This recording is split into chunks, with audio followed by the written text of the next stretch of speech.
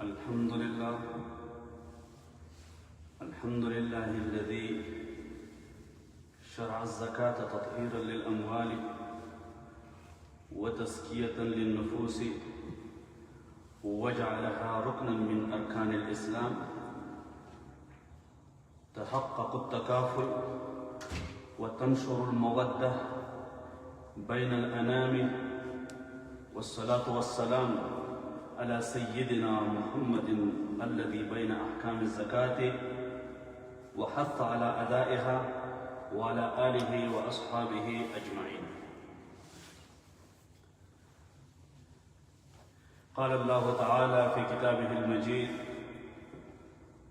والفرقان الحميد: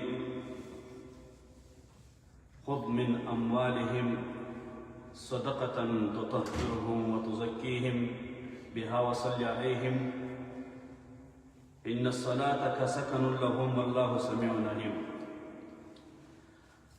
زما قابل احترام ومعزز مشرانو ورونو دینی خویندو کوم دوستان چې موږ په دې ژوندۍ بڼه باندې السلام علیکم ورحمة الله وبرکاته. شکر د رب العالمین ادا کوو چې د یو مبارک او د یو مهم عبادت توفیق موږ او تاسو ته نصیب کړ. دعا کوو هغه مریضانو ته چې د دې عبادت نه محروم دي، الهی العالمین دې ورته شفای کامل عاجل ورکړي. زما عزتمندو، د یو موضوع په مناسبت تاسو ته مخاطب یم چې هغه د زکات ادا کول، بیا د زکات ادا کولو فواید. کوم انسان چې د دې پابند وي او هغه د زکات ادا کوي، نو د هغې څومره فایدې دي د قرآن او د حدیث په رڼا کې.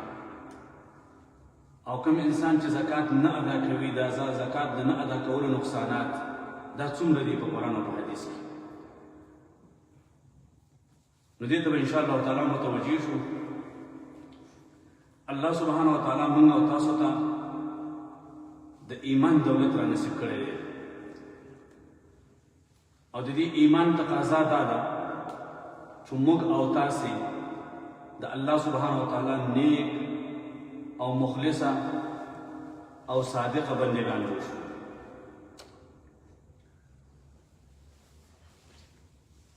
د الله نیک او مخلصه او صادقه بنده جوړېدو دپاره دوه شرایط دي چې انسان د الله نیک او مخلصه او صادقه بنده جوړ شي. د هغې دپاره څو شرطونه دي؟ دوه. یو دا ده چې د الله سره تعلق جوړول، او دویم شرط هغه د الله د مخلوق سره تعلق جوړول. د الله سره تعلق په څه باندې جوړېږي؟ د رب العالمین سره تعلق جوړېږي په مونځ باندې، پنځه وخته مونځ ادا کول. او دا الله سبحانه وتعالی قرآن عظیم شان کې فرمایلی دي چې واسجد واقترب، خپل رب ته سجده وکړئ او د خپل رب نزدېکت قرب حاصل کړئ. مونځ ادا کول دا الله سره په دې باندې تعلق جوړېږي. د الله سره تعلق جوړېدل دا په مونځ باندې کېږي. دویم د الله نیک او مخلصه او صادقه بنده جوړېدو دپاره دویم شرط هغه څه شی دی چې هغه د الله مخلوق سره تعلق جوړول. د الله د مخلوق سره تعلق جوړول په څه شي باندې؟ په هغې باندې خرچ کول، په هغې باندې انفاق کول. د الله په مخلوق باندې انفاق خرچ کول په شکل د صدقې، د الله په مخلوق باندې خرچ کول په شکل د زکات. په دې سره تعلق د مخلوق سره جوړېږي. ما تاسو ته وویل چې د الله سبحانه وتعالی نیک او خالصه او مخلصه بنده، صادقه بنده جوړېدو لپاره دوه شرطونه شو. یو د الله سره تعلق چې هغه په مونږ جوړېږي، او بل د الله د مخلوق سره تعلق جوړول چې هغه په انفاق او په خرچ باندې جوړېږي.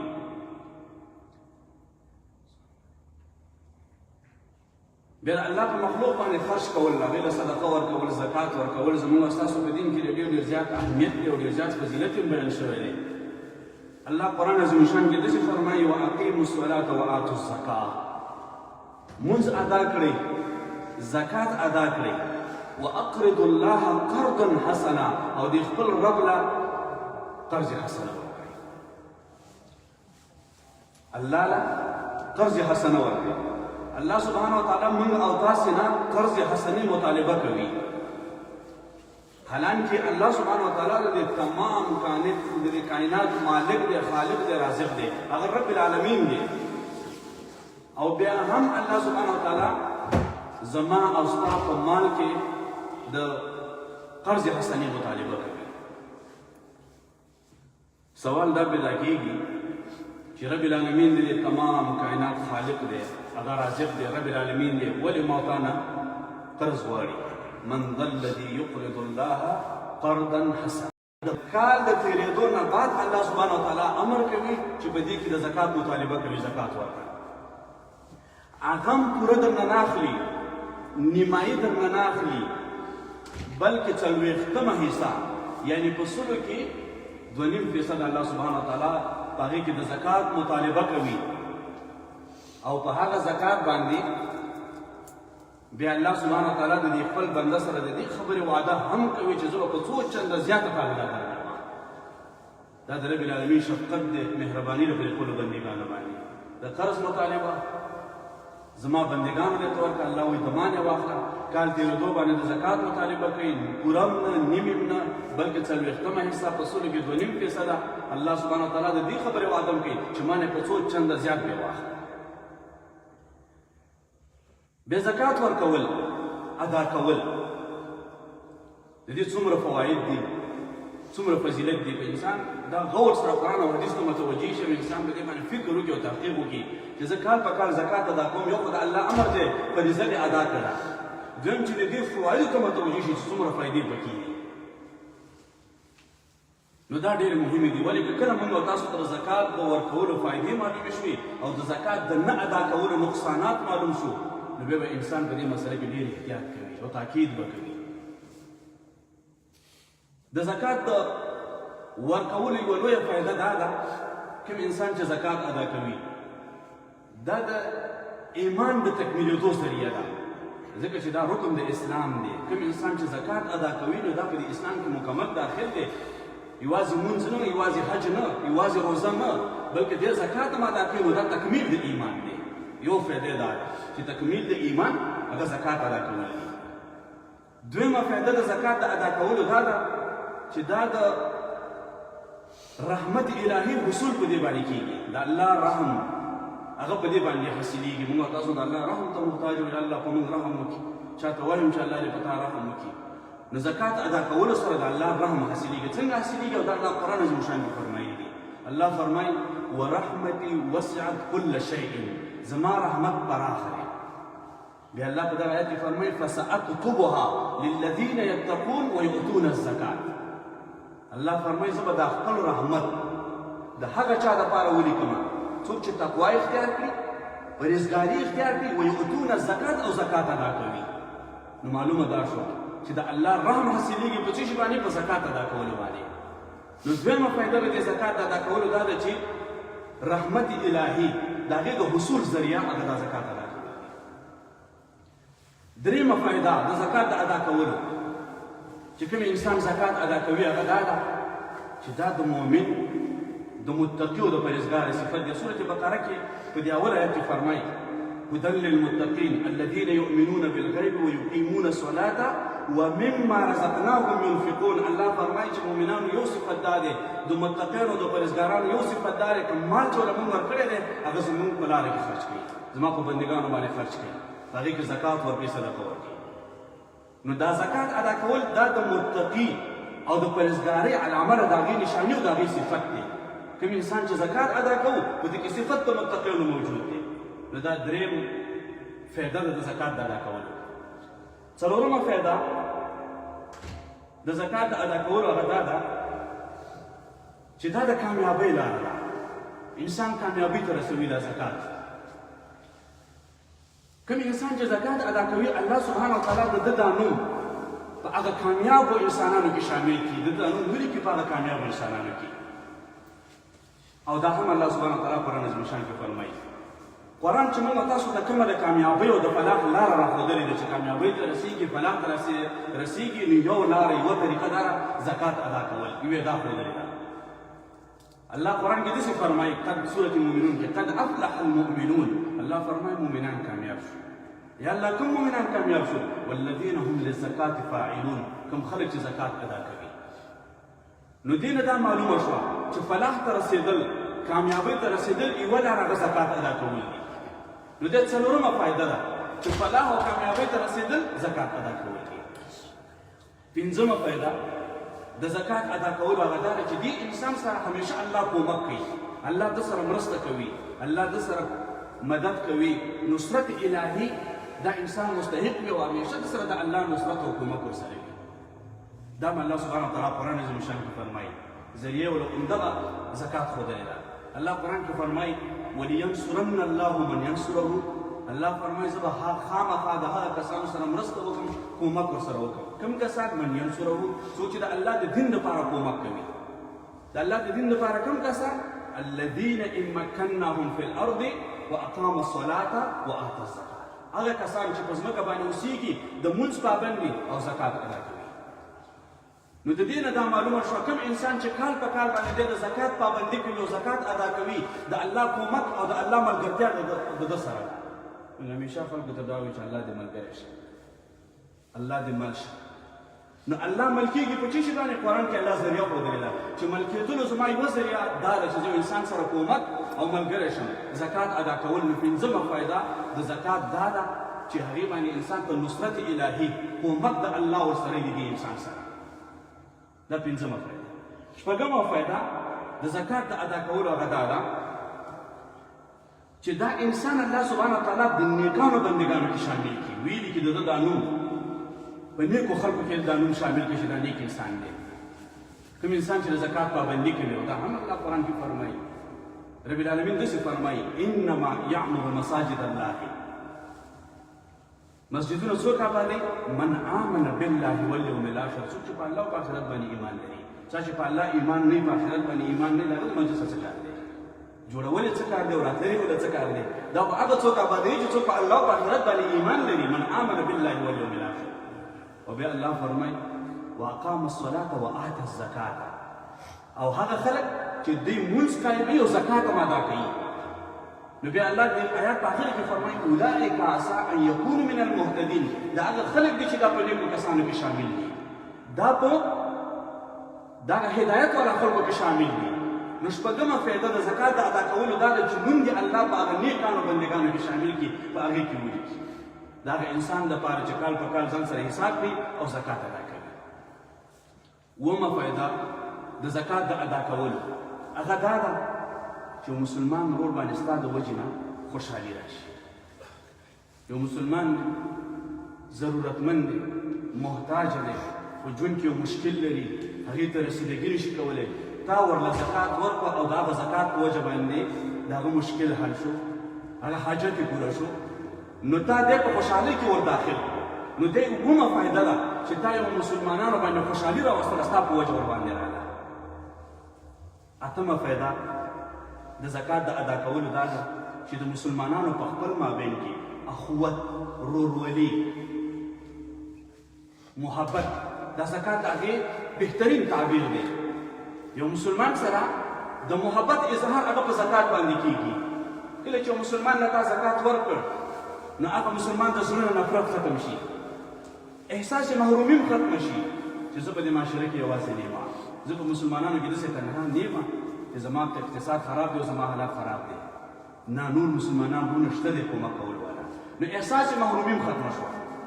او بل د هغه تا سره محبت پیدا شي او تا ته دعاګانې کوي. رسول الله صلی الله علیه وسلم فرمایي یو مسلمان د بل مسلمان دپاره داسې دی لکه یو عمارت. د عمارت دا یو منزل بل منزل ته تقویت ورکوي، یو منزل بل منزل ته تقویت ورکوي. رسول الله صلی الله علیه وسلم فرمایي المؤمن للمؤمن كالبنيان يشد بعضه بعضا. یو مسلمان د بل مسلمان دپاره داسې دی لکه د عمارت په شان، څنګه چې دا یو منزل بل منزل ته تقویت ورکوي. نو دغه شان هغې له زکات ورکول دا یو بهترین اخوت او ورورولي په دې سره جوړېږي، په زکات سره. په دې باندې نه کېږي چې برای نام ورورولي ده، فلاني مسلمان زما ورور دی، مسلمانان خپل مجبورونه دي. دا په عملي چې کله انسان په ځان باندې لازم کړي او دا کار وکړي، نو اخوت او ورورولي او محبت دا واضح شي. نهم فائده د زکات د ادا کولو کوم مسلمانان چې زکات ادا کوي هغه دا ده چې دا د رسول الله صلی الله علیه وسلم د دې حدیث مصداق جوړ شي. رسول الله صلی الله علیه وسلم فرمایي مسلمانان په خپل مابین کې داسې دي لکه جسد واحد د یو جسم په شان دي. د مسلمانانو په خپل مابین کې همدردي، دلسوزي، ښېګڼه، د یو بل سره محبت، شفقت دا د یو وجود په شان دي. اوس چې مسلمان په تکلیف کې دی او تا ورته زکات ورکړه تکلیف کې لرې شو، یا مسلمان په تکلیف کې دی، د دې مثال داسې دی لکه د یو جسم په جسم کې یو ځای درد کوي نو تمام جسم ورسره ناراحته وي. د جسم یوه حصه درد کوي نو تمام دا جسم ورسره په دې درد کې شریک وي. دا جسم ورسره په دې درد کې تمام جسم ورسره شریک وي. نو دې د وجې نه مسلمان په تکلیف کې دی، تمام مسلمانانو تکلیف دی. ته یو مسلمان له زکات ورکړه، صدقه دې ورله ورکړه، د هغې تکلیف په دې باندې لرې شو. نو ته د رسول الله صلی الله علیه وسلم د دې حدیث مصداق جوړ شوي چې هغه فرمایي چې مسلمانانو مثال په خپل مابین کې داسې دی لکه که جسد واحد د یو جسم په شان. د حدیث مصداق جوړ شوي. لسم فایده د زکات د ادا کولو دا ده چې په دې کې انسان هم پاک شي، نفس ورسره پاکېږي او د انسان دا مال هم پاک شي. خذ من اموالهم صدقه تطهرهم وتزكيهم. ای پیغمبر دې خلکو نه مالونه واله او د مال په ذریعه باندې دې پاک کړه. نو دا پاکواله پکې هم راځي. یولسم فایده د زکات د ادا کولو هغه دا ده چې انسان نه دوه بس صفتونه لري کوي او یو ښه صفت په انسان کې را پیدا کوي. زکات چې کوم انسان ادا کوي او دی د زکات پابند دی او کال په کال باندې دی زکات ادا کوي، دوه ډېر بدرنګه او ډېر خراب صفتونه عیبونه چې ورته وایي دا چې الله سبحانه وتعالی لرې کوي. یو په هغې کې چې شي بخل، د دې انسان نه بخل لرې شي. کوم انسان چې زکات نه ورکوي دغې د بخل صفت شو، نو دا د بخل صفت دی الله لرې کړي. دا ډېر خوشي مرض دی دا بخل صفت چې انسان کړي. ځکه د بخل د وجې نه انسان نه خپل ځان باندې خرچ کولی شي، نه په اولاد خرچ کولی شي، نه په یار دوست باندې خرچ کولی شي. دی همداسې په دې مال کې محروم دی، دنیا نه لاړ شي او دا مال یې نورو ته پاتې شي. نو د زکات چې کوم انسان کال په کال پابندۍ سره ادا کوي دا د بخل صفت دی الله لرې کړي. او یو بل بد صفت حرص دی الله لرې کړي. حرص دې ته ویل کېږي چې انسان قناعت نه کوي، قناعت نه کوي. هر څومره چې د سره راځي د بیا هم قانع نه دی وایي دا کمه ده. هر څومره چې دی پیدا کوي دی په دې باندې قانع نه دی، ځکه حرص پکې موجود دی. دی وایي چې نور هم زیاته شي، نور هم زیاته شي. او آخر انسان د دغه حرص د وجې نه په ظلم کې مبتلا شي، په ګناه کې مبتلا شي، په حرامو کې مبتلا شي، د بل حق اخیستلو کې مبتلا شي، په دې تمامو کارونو کې مبتلا شي. نو د زکات د نه ادا کولو په وجه باندې انسان کې دا دوه خبرې را پیدا شي، بخل او حرص. او کوم انسان چې زکات ادا کوي کال په کال، بخل او حرص صفت دی الله سبحانه وتعالی لرې کوي. ښه صفت پکې الله چې را پیدا کوي سخاوت. سخاوت د ایمان علامه ده. کوم انسان کې چې سخا موجود ده په دې کې ایمان موجود دی، ځکه دا د ایمان علامه ده. او حرص دا د زړه مرض دی. نو یولسمه فایده د زکات د ادا کولو دا ده چې بخل او حرص لرې کېدل او په دې انسان کې سخا راتلل، دا پکې. دولسمه فایده د زکات د ادا کولو دا ده چې دا مال کې الله برکت اچوي. دا کوم مال چې پاتې شو په دې کې الله برکت اچوي، الله پکې خیر اچوي او دا الله نور، الله دا مال نور هم زیات کړي. دې باندې محمد مصطفی صلی الله علیه وسلم قسم کړی دی چې په صدقه باندې په انفاق باندې مال نه کمیږي. یو خو زما ستا قسم دی او یو د محمد مصطفی صلی الله علیه وسلم قسم دی. زما او ستا قسم شاید په دروغ باندې وي او په صحیح باندې نه وي، لیکن د محمد مصطفی صلی الله علیه وسلم قسم هیڅکله په دروغ باندې نه دی. هغه په دې خبر باندې قسم کوي چې په صدقه او مال باندې ستا مال نه کمیږي. ته په اخلاص باندې زکات ادا کړه، صدقه ورکړه، ستا د حساب ماشین خو به تا ته ووایي چې دا مال کم شو، په دې کې دومره کمې شوې. ستا د حساب ماشین خو به تا ته ووایي، لیکن الله یې نه کموي. الله قرآن کې داسې فرمایي وما انفقتم من شیء فهو یخلفه وهو خیر الرازقین. الله سبحانه وتعالی فرمایي کله چې زما بنده زما دپاره یو شی خرچ کړي، زما دپاره انفاق وکړي، نو الله فرمایي زه د هغې نعم البدل ورکوم وهو خیر الرازقین. هغه بهترین رزق ورکول والا دی. ته په اخلاص باندې صدقه ورکړه، په اخلاص باندې زکات ورکړه. په ظاهر به ستا مال کم شي، لیکن الله یې نه کموي. د هغې مثال داسې دی که تاسو لیدلي وي په دې بعضې وختونو کې، بعضې موسم کې د دې ونې شاخونه ووال شي، یو ډېره غټه لویه ونه وي نو د هغې ته بعضې شاخونه د دې دپاره ووایي په ظاهره باندې چې کله د هغې شاخونه ووهل شي نو انسان فکر کوي چې دا خو ډېر کمزورې بوټی دی ډېره کمزورې ونه ده لیکن په اصل کې هغه نور هم قوي کېږي ځکه په آینده کې هغه نور نوي شاخونه را پیدا کوي او هغه نور هم ښایسته شي او ښه شي کار دپاره نور هم ښه آماده شي ښه مې وکړي د دې د وجې نه کله چې تا زکات ورکوو په ظاهره به تا ته کم ښکاره کېږي لیکن الله یې نه کموي کال له الله نور یې راولي نور یې درله زیاتوي د دې پابندي کوه زکات ورکوه دا څومره فایده وه دا 12 کور ده 14 فایده د زکات ادا کولو دا شر نه دی الله ساتي تا هم الله د شر نه ساتي او دا مال هم الله د شر نه ساتي الله دې مال نه شر نه پیدا کوي دا مال نه نه سبا شر دې پیدا کېږي دا مریض دی دا فلانې جنجال دی دا فلانې دی فلانې دی انسان دې را پیدا کړي او بېرته بیا په نورو جنجالونو کې لاړ شي دا به څومره سخت او تکلیف به انسان تېر کړی وي نو الله ولا شر نه را پیدا کوي زکات ادا کولو کې دا فایده ده چې دې مال نه به الله شر نه را پیدا کوي او دا 14مه فایده پکې بیا دا ده چې الله سبحانه وتعالی د دې مال حفاظت کوي کوم چې تا سره پاتې شو حدیث کې راځي داسې حفاظت الله کوي لکه قوي قلاګانو کې چې ته وساتې قوي قلا په هغې کې مضبوطي وساتې داسې الله حفاظت کوي ولې الله له نقصان او تاوان نه پیدا کوي دې 15مه فایده ده 14مه فایده د زکات د ادا کولو هغه دا ده چې په دې سره ته به د دعا مستحق شي حاجت ورسره پوره کېږي حاجت انسان غواړي موږ تاسو ټول په ژوند کې حاجتونه لرو چې زما حاجت پوره شي زکات ادا کولو سره حاجت پوره کېږي دا تجربه کا د الله په نوم باندې ته زکات صحیح طریقې سره ورکړه یا صدقه ورکړه چې الله د دې لپاره ورکوم چې فلانې حاجت مې پوره کړه الله دې حاجت پوره کوي دا رسول الله صلی الله علیه وسلم په حدیث کې بیان کړي دي بهترینه وظیفه ده حدیث کې داسې راځي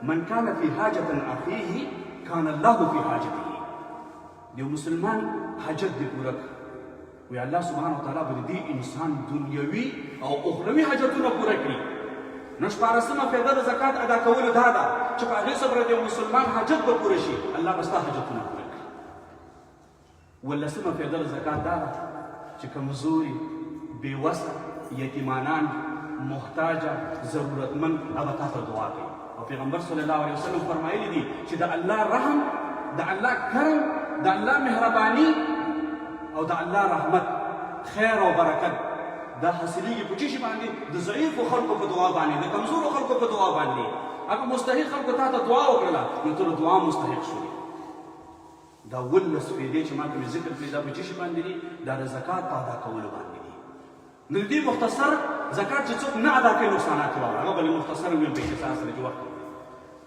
اول نقصان د زکات د نه ادا کولو دا دی دا 15 فایدې چې موږ ذکر کړي دا انسان د دې 15 فایدو نه محروم کوم انسان چې زکات نه پیژني نه د اهمیت نه خبر دی نه حساب کوي دی ورکوي نو دا یاد وساته چې دا 15 فایدې چې موږ ذکر کړي دا د هغې نه محروم اول نقصان دی دا دویم نقصان دا چې الله د دې نوم ولي کې بخیل انسانان هغه څومره چې د بازار کې ور خرچې کوي او مصارف یې الله هغه نه مني د دې نوم ولي کې راشي په بخیل انسانان دریم نقصان د زکات د نه ادا کولو دا دی چې دا انسان ځان کې د مشرکانو صفت را پیدا کوي او دا الله قرآن کې فرمایي دی ویل للمشرکین هلاکت د مشرکانو دپاره لا یأتون الزکات دې زکات نه ادا کوي وهم بالآخرة کافرون او د آخرت نه منکر دي نو دې کې ترغیب دی مسلمانانو دپاره چې څوک الله مني آخرت مني او زکات نه ادا کوي نو په ورځ د قیامت به د مشرکانو په صف کې ولاړ څلورم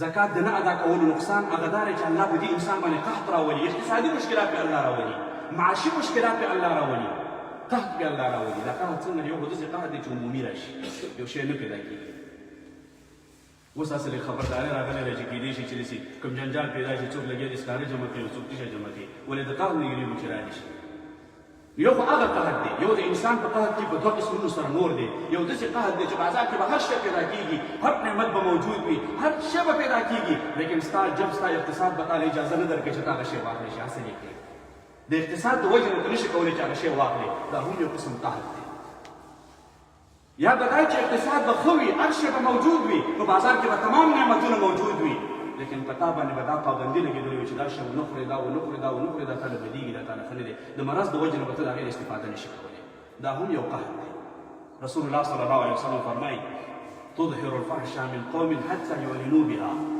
الا فشا فيهم الطاعون والاوجاع التي لم تكن مضت في اسلافهم. رسول الله صلی الله علیه وسلم فرمایي کله چې قوم کې فحشا عامه شو، فحشا نو په هغې کې یو دا کار کېږي چې لاعلاج مرضونه به پکې الله را پیدا کړي، او دا وبا او طاعون به په دې خلکو کې عام شي، داسې مرضونه به پکې الله راولي. رسول الله صلی الله علیه وسلم فرمایي قحط او طاعون، وبا او داسې لاعلاج مرضونه به الله په دې خلکو راولي چې د دوی په ماضي یعنې د دوی په نیکونو کې دغه مرضونه موجود نه وو. داسې مرضونه لاعلاج مرضونه به الله راولي کله چې فحشا په هغې کې عامه شي. او بیا فرمایي مانع الزکات فی اموالهم، او کوم انسان چې زکات نه ورکوي نو رسول الله صلی الله علیه وسلم فرمایي الا منع القطر من السماء، وایي د اسمان نه به الله سبحانه وتعالی یو قطره باران، یو څاڅکی د باران به ځمکې ته رانشي د زکات د نه ادا کولو په وجه باندې، الا ولولا بهائهم، که چېرې په دې ځمکه باندې دا حیوانات نصیب دي، الله به یو قطره باران د اسمان نه نوی نازل کړی، که په دې ځمکه باندې دا چارپایان دا حیوانات نه اوسېدلی، دومره رب العالمین په دې زکات نه ادا کولو باندې خفه کېږي. او په کوم قوم کې چې کله په وزن کې کمی شروع شو نو رسول الله صلی الله علیه وسلم فرمایي په هغه خلکو باندې الله بدترین انسانان مسلط کړي، بد خلک الله مسلط کړي، په دې حدیث کې فرمایي. نو څلورم نقصان دا دی چې الله قحط راولي، معاشي او اقتصادي مشکلات د دې انسان په ژوند کې را پیدا شي. پنځم نقصان د زکات د نه ادا کولو دا دی چې الله یې د خپل رحمت نه لرې کړي او د لعنت مستحق شي. رسول الله صلی الله علیه وسلم فرمایي لعن الرسول من اکل الربا ومؤکله وشاهده وکاتبه. رسول الله صلی الله علیه وسلم فرمایي څوک چې سود اخلي، سود ورکوي او د هغې شاهدي ورکوونکی، د هغې لیکونکی، په دې باندې لعنت. او بیا رسول الله صلی الله علیه وسلم فرمایي وهم سواء، دا څلور باندې یو برابر دي. او بیا د هغې په دې حدیث کې رسول الله صلی الله علیه وسلم فرمایي چې لعنت دی په چا باندې؟ والواشم والمستوشم. والواشم چا ته ویل کېږي؟ هغه کس چې په وجود کې نقشونه جوړوي، تاتوګان چې جوړوي، په هغې باندې لعنت کړی، په وجود کې تاتوګان جوړول، په جسم کې نقشونه جوړول. والمستوشم هغه کس چې دا کار کوي، یو خو ورغلی دی په خپل جسم کې دا کار کوي، یو دا جوړونکی دی دوکاندار، په هغې باندې هم لعنت، په دواړو باندې لعنت. او بل ومانع الصدقه، څوک چې زکات نه ورکوي هغه هم د لعنت مستحق. والمحلقه، او هغه زنانه چې کله میت پروت وي د غم د وجې نه هغه خپل ځان وهي، خپل ویښتان وباسي، په هغې باندې هم لعنت ویلی شوی چې سر وهي، خپل ویښتان وباسي، په هغې باندې هم. نو زکات په وجه باندې انسان څه شی کېږي؟ د زکات د نه ادا کولو په وجه باندې انسان د الله د رحمت نه لرې شي او د لعنت مستحق کېږي. شپږم نقصان د زکات د نه ادا کولو په وجه باندې انسان هلاکت ته قریب کېږي، ځکه دا هم د رسول الله صلی الله علیه وسلم حدیث دی چې من کنز لم يؤدي زکاتها فویل له، څوک چې مال جمع کوي زکات نه ورکوي نو د ده دپاره هلاکت. اتمه فایده، اتم نقصان د وم نقصان د زکات د نه ادا کولو هغه دا دی، هغه دا اوس درې اخروي عذابونه الله ذکر کړي د زکات نه. دا درې ذکر کوم دی نو بس خبره مسله راځي. درې اخروي عذابونه، یو دا دی چې د قیامت په ورځ به الله سبحانه وتعالی د دغه مال چې ده په دنیا کې جمع کړی، رسول الله صلی الله علیه وسلم په صحیح حدیث کې فرمایي چې دې نه به الله یو وزني طوق به الله جوړ کړي، ده به د ګردن په غاړه کې به یې واچوي او دا انسان به نشي برداشت کولی. او الله قرآن کې فرمایلي دي ولا یحسبن الذین یبخلون بما آتاهم الله من فضله هو خیر لهم بل هو شر لهم. الله سبحانه وتعالی قرآن کې فرمایي هر انسان دې دا ګمان نه کوي چې موږ له مال ورکړی دی، ما صدقه ورنه کړله، زکات مې ورنه کړله، ما فایده وکړله، پیسې مې ځان سره پاتې کړې. وایي داسې نه ده. الله فرمایي سیطوقون ما بخلوا به یوم القیامة، د قیامت په ورځ به یو وزني طوق به د دې نه جوړ شي، د ده په غاړه، د ده په ګردن کې به یې واچولی شي او دا به یې نشي برداشت کولی، وړی به یې نشي. پنځم اتم نقصان د اخروي عذاب، د آخرت عذاب دا دی چې الله به یو زهریله مار را پیدا کړي. حدیث کې راځي د زهرو د وجې نه به د هغې ویښتان نه وي او د زهرو د وجې نه به یې په سترګو کې نښې جوړې شوي وي، او دا زهریله مار به د دې انسان د ګردن نه تاو شي او د انسان به د دې شونډو نه ونیسي او دا به ورته وایي چې انا کنستم، زه ستا هغه مال یم، انا مالک، زه هغه مال یم چې تا ذخیره کړی وم، زکات او صدقه دې پکې نه ورکولو، زه ستا هغه مال یم، څه وکړم؟ تا سره الله ملګری کړی یم، تا سره به یم. دا به دا ګرځوي د انسان د ځان سره، دې اخروي عذاب دی. او بل دا رسول الله صلی الله علیه وسلم فرمایي کله چې انسان نه مال پاتې شو، ده پکې زکات ورنه کړ، ولو کوی هغه حیوانات هم شي، په دغه مال باندې خو به دا وي که حیوانات دې پاتې شو، د قیامت په ورځ به دا حیوانات را شي، هغه که اوښان دي او که هغه غواګانې دي او که هغه پسان دي، وایي دا به راشي او دا انسان به وایي په دې خپلو سیندونو باندې د ده د پاسه به وخېږي حتی یقضا بین الناس، تر څو پورې چې د انسانانو په مابین کې فیصله نه شي، دا به د خپلو حیواناتو په جنجال کې اخته وي، دا به د هغې په عذاب کې ګرفتار وي تر څو پورې چې فیصله نه شي. ولې دې د هغې حیواناتو نه زکات. او رسول الله صلی الله علیه وسلم آخري فرمایي چې زکات نه ورکولو مانع الزکات فی النار، بس دی په جهنم کې دی. زکات چې څوک نه ورکوي دی په جهنم کې دی. ولې عثمان رضی الله عنه په وخت کې هغه ویلي چې زما زړه غواړي هغه کسانو سره جهاد وکړم کوم کسان چې زکات نه ورکوي. یولسم نقصان یې دا دی چې دا انسان دعا الله نه قبلوي، دعا نه محروم دی. د دعاګانې کوي، دعاګانې نه قبلېږي. ولې دې کار په کار باندې زکات نه ورکوي؟ دا هم حدیث کې رسول الله صلی الله علیه وسلم فرمایي. دولسم نقصان او آخري نقصان هغه دا دی چې دې انسان که تاسو وګورئ د زکات د نه ورکولو په وجه باندې په معاشره کې بدامني راپیدا شي، فحشا عامه شي. ولې چې په یو کور کې زنانه دي، فامیلونه دي، د هغې د انکم ذریعه نشته دی، د هغې څوک کفیل نشته دی. مسلمانان زکات نه ورکوي، هر سړی خپلې پیسې په جوبونو کې اچوي، هغه مختلفو مملکتونو ته وړي. نو هغه زنانه به څه کوي؟ فحشا به نه عام کېږي، فحشا به نه عام کېږي. بل دا چې بدامني به نه راځي، قتل او قتال هم ډېره جوړېږي که نه، چې ځوانان پاڅېږي، د خلکو فامیلونه پاڅېږي، په یو تلیفون باندې انسان قتل کېږي. ولې په ملک کې چې کوم دی د زکات صحیح سیستم نشته دی. ولې دلته د جرمونو سطحه لږه کمه راوړ زیات دی. وجه دا ده چې خلکو سره نه مسلمانان زکات نه ورکوي. که زکات ورکړی شي نو لویه فایده د هغې دا ده چې جرم به کم شي، جنجالونه به کم شي، دا جنګونه، قتال، فحشا، دا تمام شیونه به کم شي. چلې د دې صحیح طریقې سره او هر مسلمان ووایي چې ځان سره کار په کار باندې حساب وکړي چې ما باندې څومره زکات کېږي. په سلو کې 2.5 پیسه ده، یعنې 40مه حصه دا د الله لپاره زکات راکړه. الله دې په دې خبرو ما عمل کولو توفیق راکړي. تاسو هم واخر دعوانا الحمد لله رب العالمين. الحمد لله رب العالمين والعاقبة للمتقين والصلاة والسلام على محمد وعلى آله وصحبه أجمعين. إله العالمین سچومیت سچماوی د پدی باندې عمل کولو توفیق راکړي. رب العالمین ته مونږ ته بخشش وکړي، مونږ ته معافي وکړي. رب العالمین یا رب العالمین ستا د هر حق ادا کولو مونږ ته توفیق راکړي. یا الله هر حق چې په مونږ باندې پاتې دی، که هغه ستا حق دی او که هغه د بندګانو حق دی، یا الله مونږ له ادا کولو توفیق راکړي. رب العالمین که زکات په مونږ باندې کېږي، رب العالمین د هغې توفیق راکړي. رب العالمین او په مونږ کې به دې کې کمی شوې، کوتاهي شوې، رب العالمین مونږ ته بخشش وکړي.